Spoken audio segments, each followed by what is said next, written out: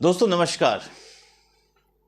आज मैं फिर आपके बीच में राजनीतिक ज़रूर लेकिन कुछ राज्यों से अलग हट करके चुनाव की आहट के बीच में भारतीय जनता पार्टी के अंदर शुरू हुई वो जद्दोजहद आज और कहाँ तक पहुँच चुकी है, इसको लेकर के मैं आपके बीच में आया हूँ।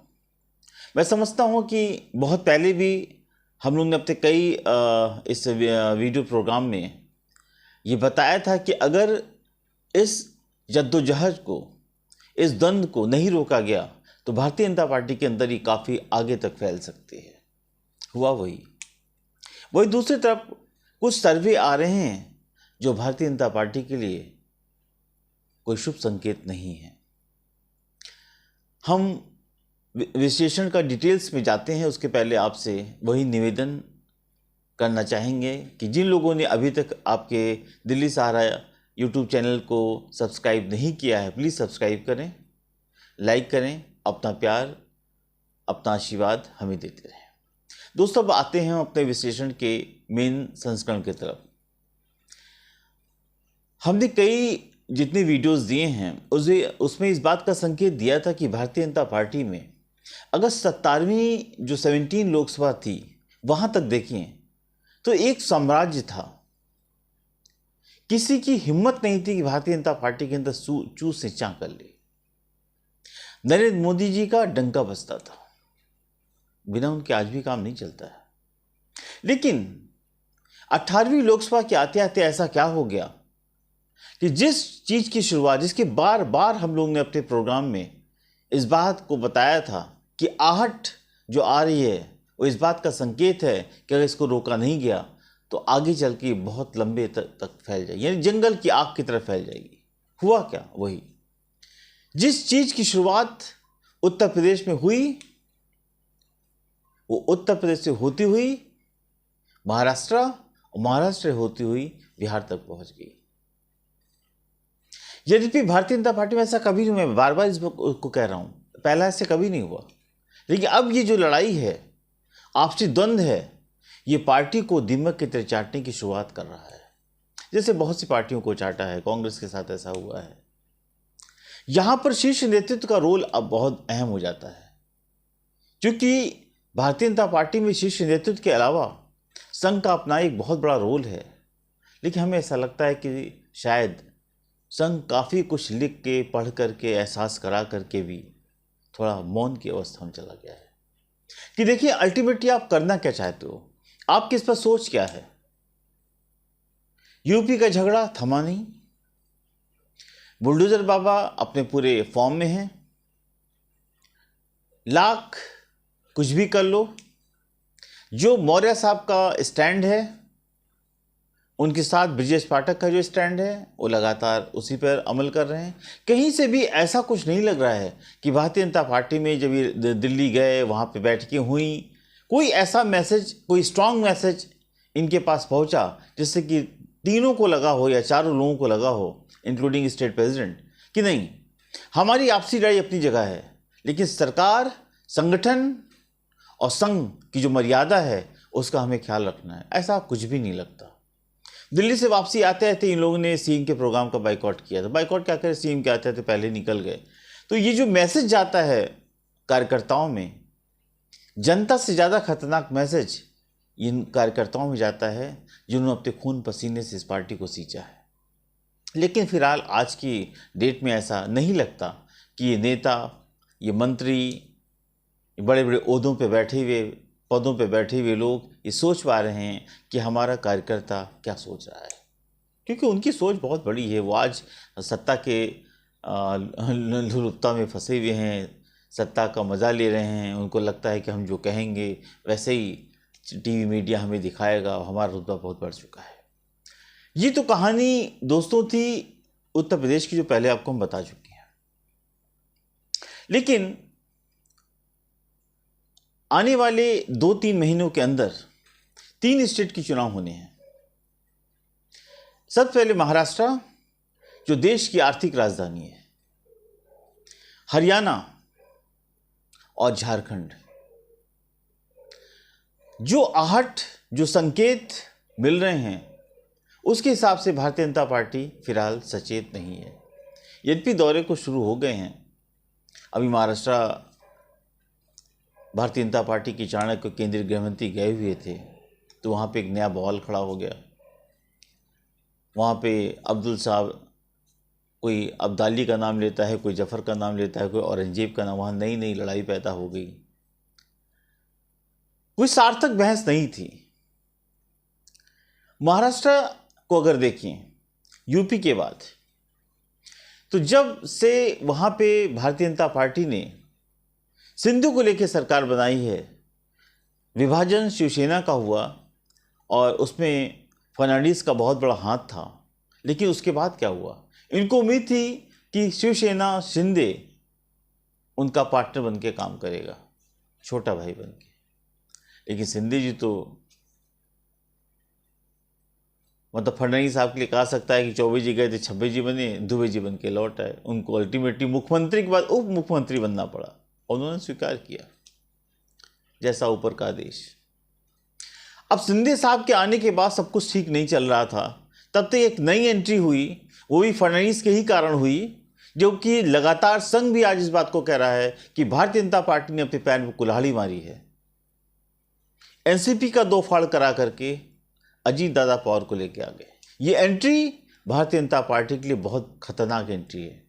चक्की पीसिंग वाला व्यक्ति आज आपके घर में आके आपके सीने पे बैठ गया। अब देखिए, हालत ये है कि दोनों डिप्टी सीएम अजीत दादा पवार और फर्नांडिस, इन दोनों की मुख्यमंत्री से बिल्कुल नहीं बनती।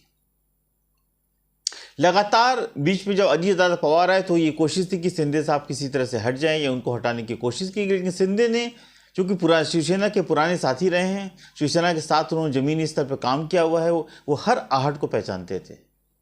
और हुआ वही कि उन्होंने धीरे धीरे अपनी पकड़ को मजबूत बनाया और आज भारतीय जनता पार्टी के लिए उनकी कमजोरी बन गए हैं। शिंदे को हटाना भारतीय जनता पार्टी के लिए पॉसिबल नहीं है। और अजीत दादा पवार क्या करें? लोकसभा चुनाव में फेल हो गए, होना भी था, जैसी करनी वैसी भरनी। अब भारतीय जनता पार्टी चाहती है कि किसी तरह अजीत दादा पवार अपने आप यहां से चले जाएं। ऐसा लगता नहीं, क्योंकि एक सांसद जिसका था उसको मोदी जी ने अपने मंत्रिपरिषद में शामिल कर लिया। लेकिन NCP, Ajit Dada Pawar group, no entry. Internal संघर्ष चल रहा है।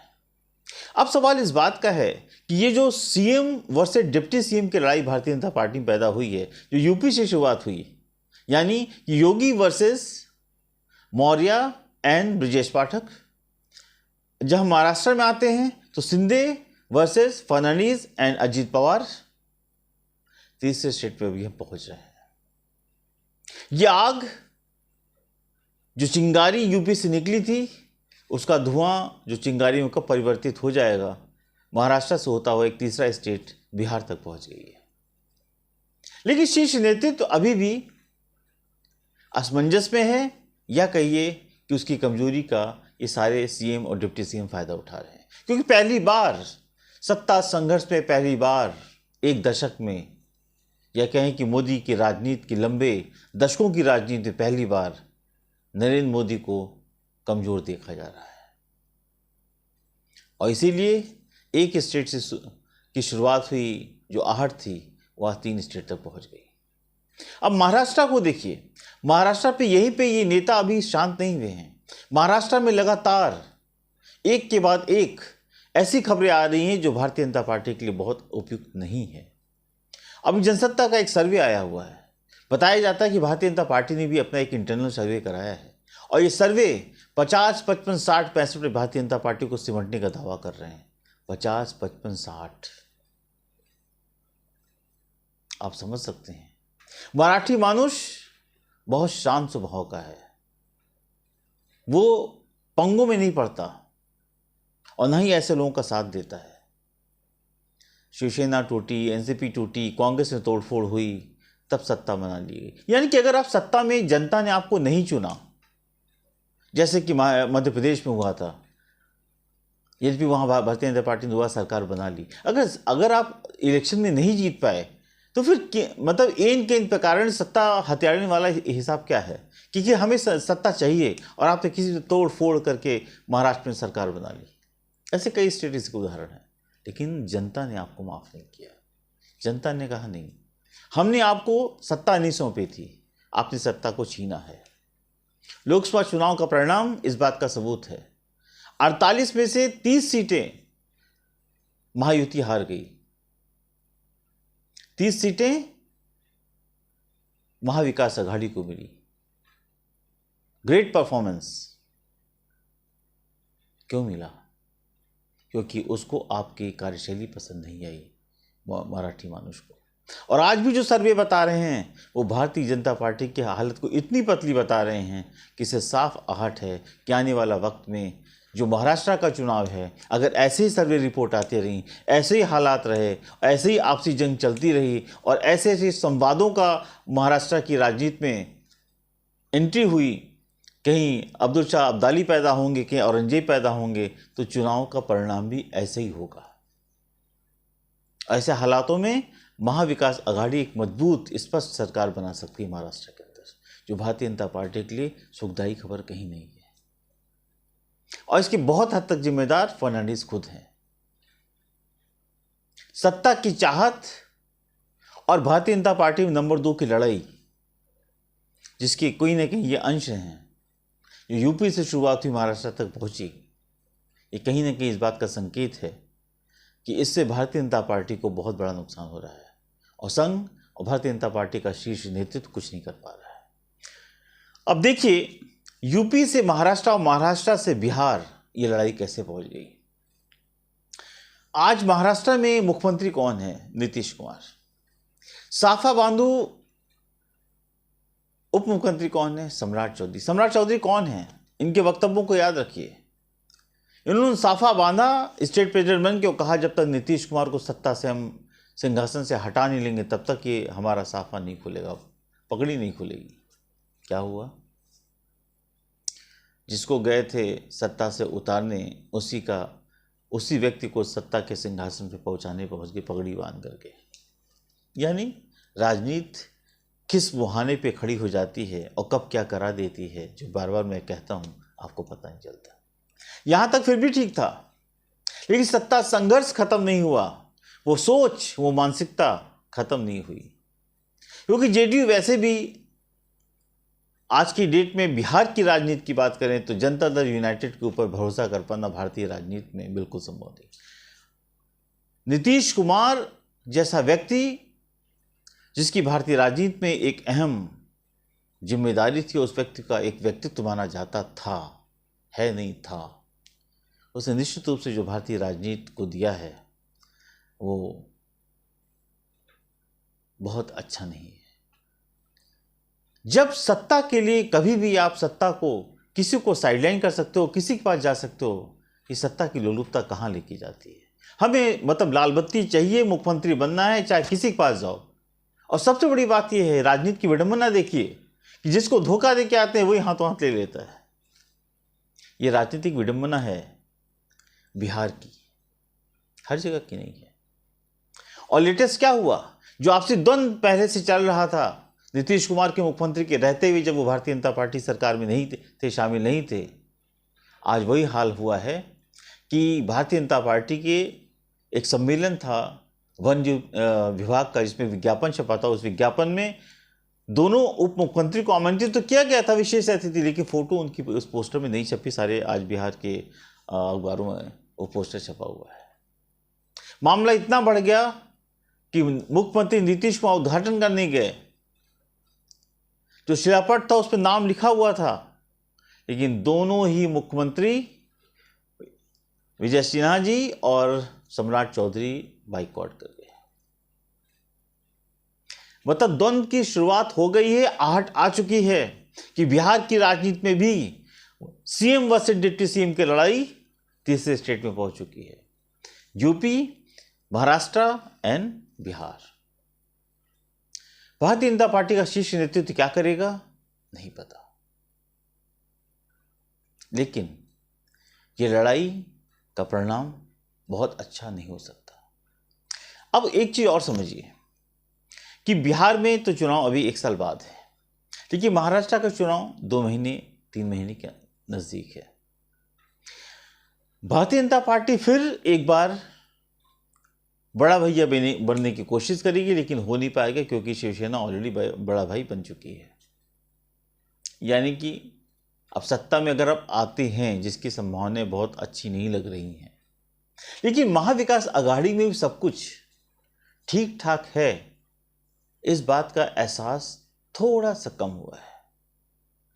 शिवसेना बड़े भाई का रोल चाहता है, लोकसभा चुनाव में भी उसने चाहा और सबसे ज्यादा सीटों पर चुनाव लड़ा।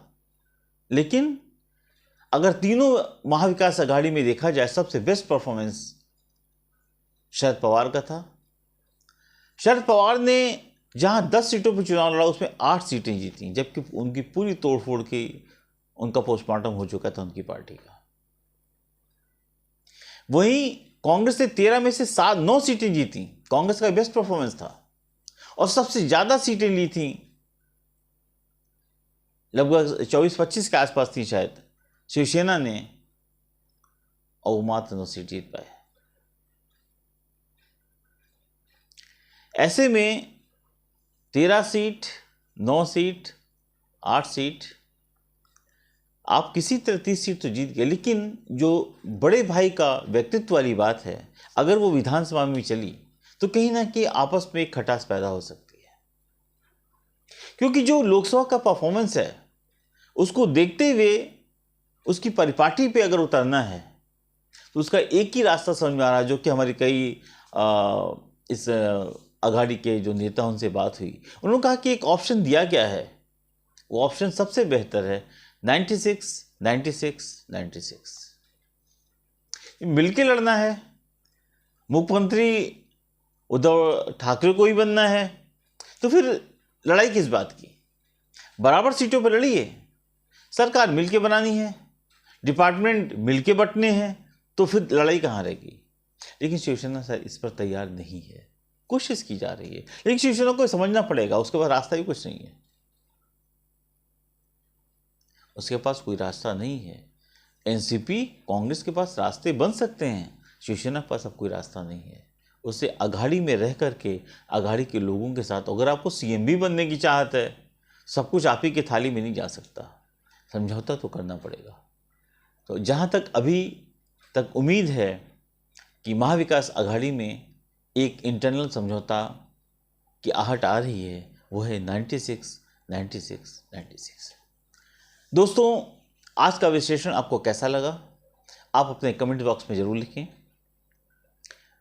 हम एक बार फिर आपसे निवेदन करेंगे कि हमारे वीडियो को जिन लोगों ने अभी तक सब्सक्राइब नहीं किया, प्लीज़ सब्सक्राइब करें, लाइक करें और अपना प्यार आशीर्वाद हमें देते रहें। मैं हूं सतीश श्रीवास्तव, कल फिर एक नए विश्लेषण के साथ आपके बीच में उपस्थित होऊंगा। नमस्कार।